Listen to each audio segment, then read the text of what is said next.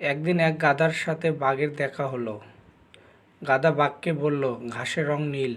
বাঘ বলল, না, ঘাসের রং সবুজ। কিছুক্ষণের মধ্যেই দুজনের মধ্যে তুমুল তর্ক লেগে গেল।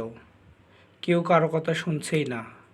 অবশেষে তারা জঙ্গলের রাজা সিংহের কাছে বিচারের জন্য উপস্থিত হলো। রাজদরবারে সিংহের কাছে পৌঁছানোর আগেই গাধা ডাক ছাড়তে শুরু করে দিল। মহারাজ, মহারাজ, আপনিই বলুন, ঘাসের রং নীল কিনা? সিংহ বলল, হ্যাঁ, ঘাসের রং নীল। গাধা তাড়াতাড়ি সিংহের আরও কাছে গিয়ে বলতে লাগলো, বাঘ আমার কথা মানছেই না, শুধু তর্ক করছে এবং আমাকে বিরক্ত করছে। ওকে শাস্তি দিন মহারাজ।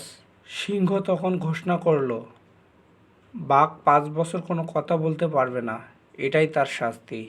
গাধা খুশিতে লাফাতে লাগলো এবং বলতে বলতে চলে গেল, ঘাসের রং নীল, ঘাসের রং নীল।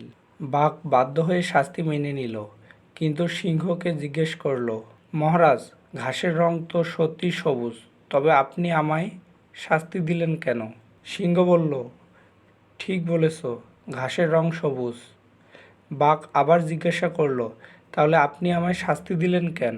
সিংহ বলল, তবে শোনো, তোমাকে শাস্তি দেওয়ার সাথে ঘাসের রং সবুজ নাকি নীল সেই প্রশ্নের কোনো সম্পর্ক নেই।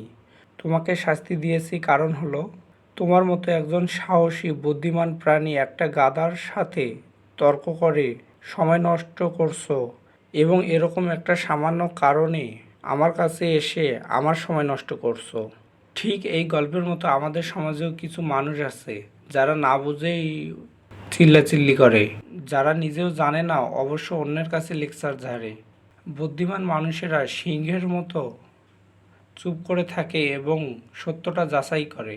তাই এই গল্পের মূল শিক্ষা হলো, মূর্খের সাথে কখনো তর্কে যেও না।